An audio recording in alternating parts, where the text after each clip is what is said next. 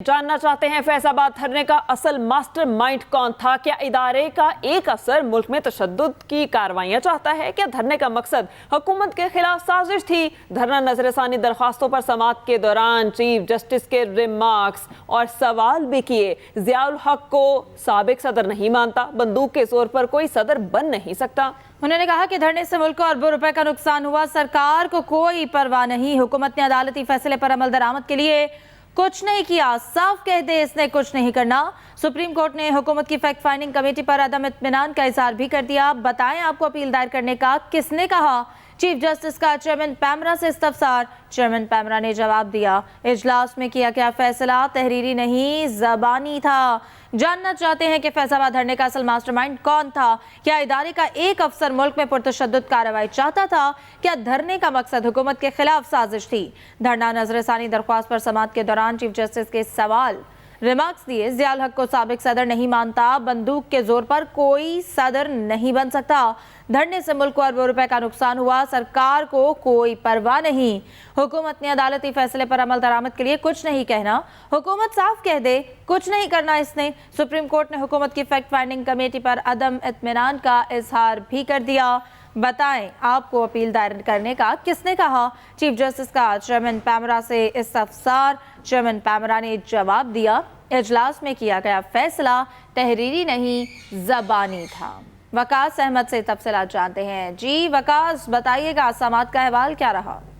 जी बिल्कुल, देखिए फैसलाबाद धरना केस की समाअत इस वक्त जारी है और आज की कार्रवाई मुकम्मल होने के बाद चीफ जस्टिस ऑफ पाकिस्तान की जानिब से जो आज की कार्रवाई का हुक्मनामा है वो लिखवाने का अमल शुरू कर दिया गया है। आज जब इससे पहले समाअत का आगाज हुआ तो इलेक्शन कमीशन के वकील जो है वो अदालत के रूबरू पेश हुए। उनकी जानिब से ये कहा गया कि मेरा ये कहना है कि चीफ जस्टिस ऑफ पाकिस्तान की जानिब से ये इस्तफसार किया गया कि आप अदालती फैसले पर अमल दरामद कर रहे थे और नजरसानी भी दायर कर दी, जिस पर चीफ जस्टिस पाकिस्तान की जानिब से ये भी कहा गया कि आप खादिम रिजवी को हाफिज क्यों कह रहे हैं, आप एक आईनी इदारा है। इस मौके पर चीफ जस्टिस पाकिस्तान की जानिब से ये इस्तफसार किया गया कि यूएई में रहने वाला शख्स पाकिस्तान में कैसे पार्टी रजिस्टर्ड करवा सकता है। एक दरख्वास्त आती है, अगले दिन जमात रजिस्टर्ड हो जाती है। कुछ लोग कहते हैं फाइलों को पहिए लगते हैं, कुछ कहते हैं ऊपर से हुक्म आता है। बहुत शुक्रिया, आपने हमें तफसीलन आगाह किया। रहनुमा पीपल्स पार्टी मुराद अली शाह इस वक्त प्रेस कॉन्फ्रेंस कर रहे हैं। साल की जो 2022-23 का बजट था वो तकरीबन, मुझे इस पर नंबर याद नहीं, 400 कुछ अरब रुपए था, लेकिन खर्चा उस पर बहुत कम हुआ था। हमें फ्लड्स की वजह से जो पैसे डाइवर्ट करने पड़ते हैं, लेकिन इस वक्त हमें मेजॉरिटी ये सारे पैसे हमने जो बजटेड रखे थे। और मुझे ये भी खुशी है, मैंने आज सुबह भी देख रहा था, टीवी पे टिकर्स चल रहे थे कि जी एफबीआर ने अपने सारे टारगेट्स मीट कर रही है, यानी पैसे मिल रहे होंगे सूबों को। जब हमने हुकूमत छोड़ी थी, मुझे एग्जैक्ट नंबर याद नहीं, लेकिन 110 या 112 अरब रुपए हम छोड़ के गए थे अकाउंट में। वो पैसे होंगे, मुझे नहीं पता, अब तो मेरे पास वो इंफॉर्मेशन नहीं है। आपकी एफबीआर भी पैसे कह रही है हमने अपने सारे टारगेट्स मीट कर रहे हैं, बल्कि एक्सीड कर रहे हैं, तो वो पैसे भी आ रहे होंगे। तो बजट के हिसाब से, पैसों के हिसाब से कोई प्रॉब्लम नहीं है। इन 35 अरब रुपए की स्कीम्स जो हमने की थी, जिसमें मैंने कहा मेजॉरिटी वो स्कीम्स है जो फ्लड रिलेटेड कामों के लिए थी। अच्छा, फिर वफाक, मैं हमेशा आपसे बताता रहा था कि जो 3.5 साल पीटीआई की हुकूमत थी उसमें हमें कुछ नहीं मिलता था। 2022 में अप्रैल में नई हुकूमत आई, हमारे पास टाइम नहीं था इसलिए वो पुरानी बजट ही चल रही थी। लेकिन 2023-24 की फेडरल पीएचडीपी में सिंध हुकूमत ने अपना केस, इसलिए फेडरल गवर्नमेंट थोड़ी रिसेप्टिव थी, मैं यही कहूँगा, लड़ा। और जैसे गुफ्तगू आपने मुलाहिजा की, एक शख्स कनाडा से आया, पूरा मुल्क ऊपर नीचे करके चला गया। क्या हमारी हुकूमत ने कनाडा की हुकूमत से राब्ता किया? चीफ जस्टिस काजी फायज ईसा के दौरान समाअत रिमार्क्स सवाल किया, क्या हम कनाडा जाकर उनके पूरे मुल्क को डिस्टर्ब कर सकते हैं? कनाडा ने सिख रहनुमा के कत्ल पर कितना रद्द अमल दिया, यहाँ किसी को कोई परवाह नहीं। क्या कनाडा से आने वाले ने टिकट खुद खरीदी? उनको पाकिस्तान लेकर कौन आया? यहाँ मुल्क और दीन इस्लाम को कोई भी बदनाम करे, कोई पूछने वाला नहीं। एक शख्स कनाडा से आया, पूरा मुल्क ऊपर नीचे करके चला भी गया। क्या हमारी हुकूमत ने कनाडा की हुकूमत से राबता किया? चीफ जस्टिस काजी फाइज ईसा के दौरान समाअत रिमार्क्स सवाल किया, क्या हम कनाडा जाकर उनके पूरे मुल्क को डिस्टर्ब कर सकते हैं? कनाडा ने सिख रहनुमा के कत्ल पर कितना रद्द अमल दिया, यहाँ किसी को कोई परवाह नहीं। क्या कनाडा से आने वाले ने टिकट खुद खरीदी? उनको पाकिस्तान कौन लेकर आया था? और यहाँ मुल्क और दीन इस्लाम को बदनाम करके कोई भी चला जाए, कोई पूछने वाला नहीं है। एक शख्स कनाडा से आया, पूरे मुल्क को ऊपर नीचे किया और चला गया।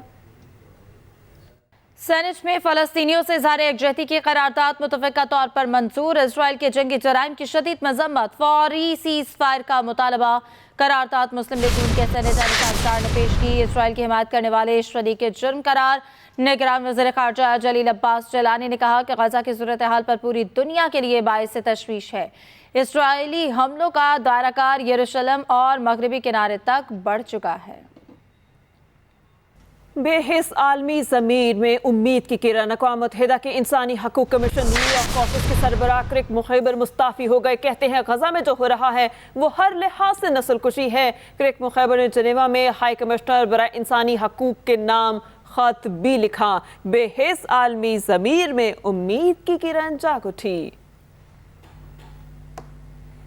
मिस्र ने रफा क्रॉसिंग खोल दी। अरब मीडिया के मुताबिक सैकड़ों गैर मुल्की और दोहरी शहरियत वाले फ़लस्तीनी मिस्र आएंगे।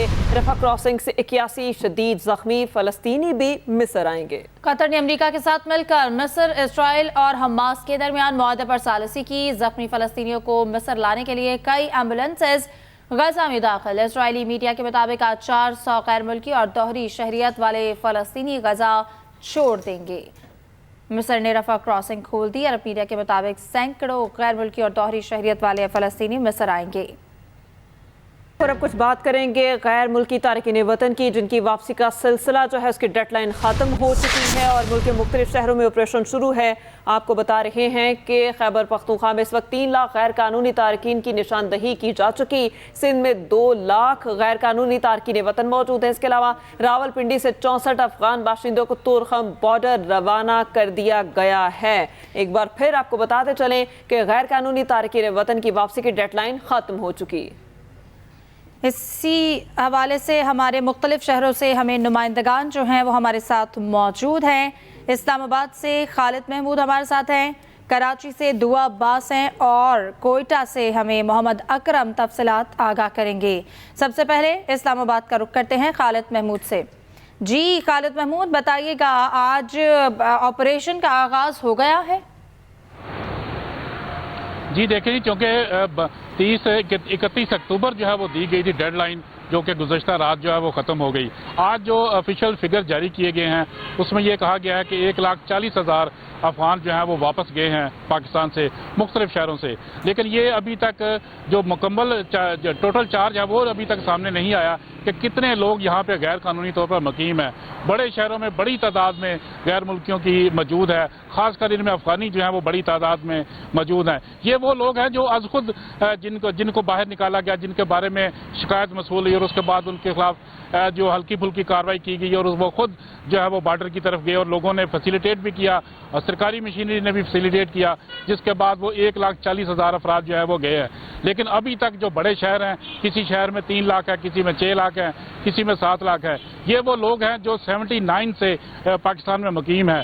जब सोवियत यूनियन ने इन्वेड किया था अफगानिस्तान में 30 लाख के करीब अफगानी उस वक्त आए थे। जब 2010 में 2002 में जो अमेरिका ने इन्वेड किया था अफगानिस्तान में, उस वक्त भी तकरीबन 25 से 30 लाख लोग पाकिस्तान में दाखिल हुए थे। असल मसला जो है वो अब ये है कि जो लोग बाकी बच गए हैं उनके पास कानूनी तरीकाकार क्या है, वो किन कागजात के ऊपर पाकिस्तान में रह रहे हैं, उनके डॉक्यूमेंट चेक कैसे किए जा सकेंगे, ये वो मसाइल हैं जो सामने आएंगे, जिसके बाद मुमकिन हो सकेगा कि मजीद 10-15 लाख जो अफगानी है वो पाकिस्तान से रुखसत होंगे। कि बड़ी तादाद यहाँ पे मौजूद है जिन्होंने फेक डॉक्यूमेंट बना रखे हैं, उनके पास पासपोर्ट भी है और उनके पास ID कार्ड भी है और उनके पास लीगल डॉक्यूमेंट्स भी मौजूद हैं, जो कि तमाम के तमाम फेक बने हुए हैं। असल मसला अब पैदा होगा कि उन लोगों को कैसे निकाला जाता है। जी सही। अच्छा खालिद, आप हमारे साथ ही रहिएगा। रुख करेंगे कराची का, जहां पर मौजूद हैं दुआ अब्बास। दुआ, बताइएगा यहाँ पर गैर कानूनी तौर पर कितने तारकीन वतन हैं और उनके जाने के क्या इंतजाम है, कितने कैंप्स यहाँ पर लगाए गए? जी देखिए, वफाकी हुकूमत की जानिब से जो है गैर तौर पर मुकीम तारिकीन वतन के लिए जो है 1 माह की मोहलत दी थी, जो कि 31 अक्टूबर को जो है वो ख़त्म हो चुकी है रात 12 बजे, जबकि 1 नवंबर की शब से ही जो है ये क्रैकडाउन इनके खिलाफ जो है वो शुरू कर दिया गया है। कराची के 7 अजला में जो है ये क्रैकडाउन जारी है, ऑपरेशन इनके खिलाफ किया जा रहा है। और इस सिलसिले में जो है हमने देखा कि मोहलत के दौरान खुसूसन जो अफगान बाशिंदे हैं वो बड़ी तादाद में अपने अहलो अयाल और अपने साजो सामान के साथ जो है अपने मुल्क रवाना हुए, जबकि अब जो है जबकि ये ऑपरेशन जारी है तो यहाँ पे इस सिलसिले में किमाड़ी जिला किमाड़ी के हाजी कैंप में जो है वो होल्डिंग सेंटर बनाया गया है और इस होल्डिंग सेंटर में 500 बंदों की गुंजाइश मौजूद है, जबकि अब तक जो है 70 से ज़ायद जो है यहाँ पे सुबह से लेकर अब तक जो है यहाँ पे गैर मुल्की बाशिंदे जो को लाया गया है और यहाँ पे जो है इनके खाने पीने के भी इंतजामात मौजूद है, जबकि तिब्बी सहूलियात भी इनको फराहम की जा रही हैं, जबकि सिक्योरिटी के भी तमाम तरह इंतजामात जो है वो मुकम्मल कर लिए गए हैं। मजीद आपको बताते चले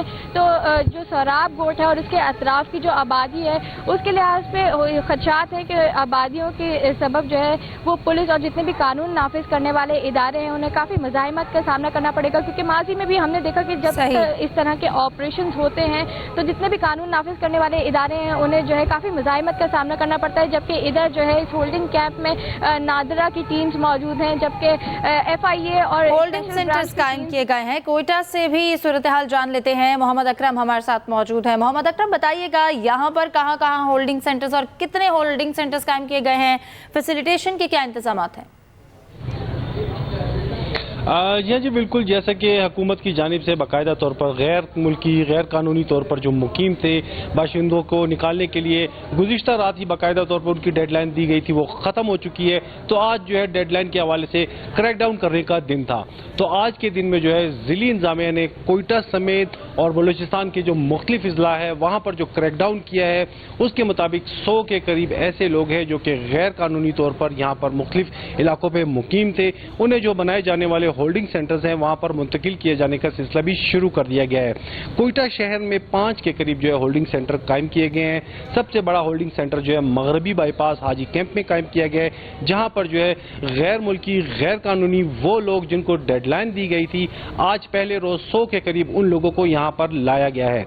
अब से कुछ देर कबल जो है निगरान सूबाई वजीर इत्तलात ने बाकायदा तौर पर कमिश्नर कोयटा के हमरा प्रेस ब्रीफिंग देते हुए कहा है कि जो है 35,000 के करीब वो लोग जो गैर कानूनी तौर पर कोयटा समेत बलूचिस्तान के मुख्तलिफ इलाकों में मुकीम थे उन्हें चमन बॉर्डर के जरिए अफगानिस्तान भिजवा दिया गया है। और दूसरी जानिब जो कोयटा शहर है, क्योंकि कोयटा शहर कैपिटल ही, यहाँ पर मुख्तलिफ इलाकों से चमन, किला अब्दुल्ला, किला सैफुल्ला और नोशकी के इलाकों से गैर कानूनी तौर पर आने वाले लोगों की बाकायदा तौर पर बायोडेटा भी इकट्ठा किया गया है। इस हवाले से जो इनके पनागिज़िन कैंप बनाए गए हैं वहाँ पर उनको सहूलियात की फरहमी के लिए बाकायदा तौर पर अमला भी तैनात कर दिया गया है। बायोमेट्रिक सिस्टम के साथ साथ जो है नादरा का अमला भी वहाँ पर मौजूद है, FIA का अमला और PDMA के हुकाम भी वहाँ पर मौजूद हैं। ज़िली हुकूमत का यही कहना है कि जो डेडलाइन दी गई है उसके मुताबिक कोयटा समेत बलूचिस्तान के तमाम अजला में ये कार्रवाई जो है वक्फे से जारी रहेगी।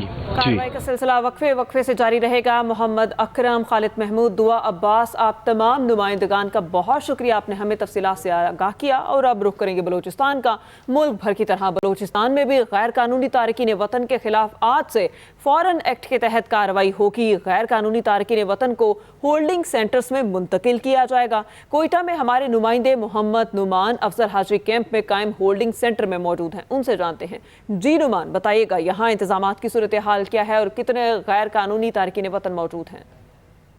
इस वक्त मैं मौजूद हूँ कोयटा के हाजी कैंप होल्डिंग सेंटर में। इस वक्त सुबह से यहाँ पर अब तक जो है कोई भी अफगान मुहाजिरीन जो है इनको गिरफ्तार करके यहाँ पर अब तक जो है नहीं लाया गया। इस वक्त तो यहाँ पर तमाम तर तैयारियाँ मुकम्मल कर ली गई हैं। सुबह तो यहाँ पर SSP ऑपरेशन आए थे, उनकी जानिब से कहा गया था कि जो शहर की जितनी मुख्तलिफ नवाही इलाके हैं वहाँ पर जो कस्टम, पुलिस और दीगर जो कानून नाफिज करने वाले इदारे उनकी जो है टीमें जो है नाफिज कर दी गई हैं। वो जो यहाँ पर जितनी भी शहरी हैं उनको जो है गुजरने वाले शहरियों को रोक कर उनकी तलाशी लेने के बाद जो है उनको शान दिखा चेक करने के बाद जो उनको जाने کیا جا رہا ہے اور جو افغان مہاجرین کو گرفتار کر کے متعلقہ تھانے لے جانے کے بعد جو ہے وہاں پر ان کی تصدیق کی جائے. تصدیق کرنے کے بعد جو ان کو ہولڈنگ سینٹر لایا جائے گا. اس وقت جو میں ہولڈنگ سینٹر میں موجود ہوں, یہاں پر جو ہے 300 کے قریب افراد کے رہنے کی جو ہے یہاں پر جگہ بنائی گئی. اس کے ساتھ ساتھ جو یہاں پر بجلی, پانی اور دیگر تمام تر سہولیات یہاں پر موجود ہیں. اس ساتھ میں پتہ چلوں اس وقت جو ہے یہاں پر اب تک جو اپڈیٹ ہے جو اس مطابق اسسٹنٹ کمشنر سٹی کے مطابق جو اس وقت یہاں پر اب تک کسی بھی افغان مہاجرین کو گرفتار کر کے نہیں لایا گیا. ان کی جانب سے یہ کہا جا رہا ہے کہ جب گرفتاری ہوئی جب ان کو یہاں پہ لایا جائے گا اس کے بعد ہی یہاں پر اپڈیٹ کی جائے گا کہ آیا کتنے افراد گرفتار کیے گئے ہیں اور کتنے افراد گرفتار نہیں کیے گئے. بہت شکریہ, آپ ہمیں تفصیل آگاہ کر رہے تھے. غیر قانونی تارکین کی واپسی کے لیے پشاور میں بھی کیمپس قائم کر دیے گئے ہیں. اس حوالے سے تفصیلات جانیں گے وصال یوسفزئی سے. جی, اس وقت میں موجود ہوں ناصر باغ کیمپ میں, جہاں پر جو تارکین وطن ہے, جو افغان مہاجرین ہے, ان کی رجسٹریشن کی جا رہی ہے. ابھی میں آپ کو بتاتا چلوں کہ یہاں پر پشاور سینٹرل جیل سے تقریباً 52 کے قریب جو افغان مہاجرین ہیں وہ لائے گئے ہیں. اگرچہ یہ افغان مہاجرین جیل میں تھے اور ان کو خیر سگالی کے تحت خیبر پختونخوا حکومت نے خیر سگالی کے تحت ان کو ریلیز کرایا ہے. ان کی فردن جو ہے وہ رجسٹریشن کی جا رہی ہے. جو افغان مہاجرین ہیں ان کے حوالے ان سے جب ہماری بات ہوئی تو انہوں نے کہا کہ خیبر پختونخوا حکومت کا اور پاکستان کی حکومت کا وہ شکریہ ادا کر رہے تھے. اور ان کا کہنا تھا کہ ہم نے خیبر پختونخوا میں بہت زیادہ ٹائم گزارا ہے, تو تمام سہولیات ان کو فراہم کی جا رہی ہے اس سینٹر میں, اور ابھی جو رجسٹریشن ہے اس کا عمل شروع کیا گیا ہے. جی وصال, آپ کا بہت شکریہ. آگے بڑھتے ہوئے آپ کو بتائیں, جاننا چاہتے ہیں فیض آباد دھرنے کا اصل ماسٹر مائنڈ کون تھا؟ کیا ادارے کا ایک افسر ملک میں پرتشدد کارروائی چاہتا تھا؟ سپریم کورٹ نے وزارت دفاع اور انٹیلیجنس بیورو کی نظر ثانی کی رپورٹ مانگ لی. کیا ادارے کا ایک افسر ملک میں پرتشدد کارروائی چاہتا تھا؟ یہ کہنا تھا جسٹس قاضی فائز عیسیٰ کا. انہوں نے کہا اٹارنی جنرل نے کہا ہے وہ حکومت سے انکوائری کمیشن قائم کرنے کی سفارش کریں گے. جی ہاں, ہم نے چیئرمین پیمرا سے پوچھا نظر ثانی دائر کرنے کا فیصلہ کس کا تھا, حکم نامے میں یہ لکھا کیا ہے. چیئرمین پیمرا نے متضاد جوابات دیے ہیں. جاننا چاہتے ہیں فیض آباد دھرنے کا اصل ماسٹر مائنڈ کون ہے. حکومت نے عدالتی فیصلے پر عمل درآمد کے لیے کچھ نہیں کیا. چیف جسٹس پاکستان کی جانب سے یہ کہا گیا. انہوں نے مزید کہا کہ حکومت صاف کہہ دے اس نے کچھ نہیں کرنا. جسٹس قاضی فائز عیسیٰ کی جانب سے یہ کہا گیا. سپریم کورٹ نے حکومت کی فیکٹ فائنڈنگ کمیٹی پر بھی عدم اطمینان کا اظہار کر دیا ہے. بتائیں آپ کو اپیل دائر کرنے کا کس نے کہا؟ اسی کے ساتھ ہی نیوز اسٹوڈیو سے اب تک کے لیے اتنا ہی. دیکھتے رہیے ایکسپریس نیوز.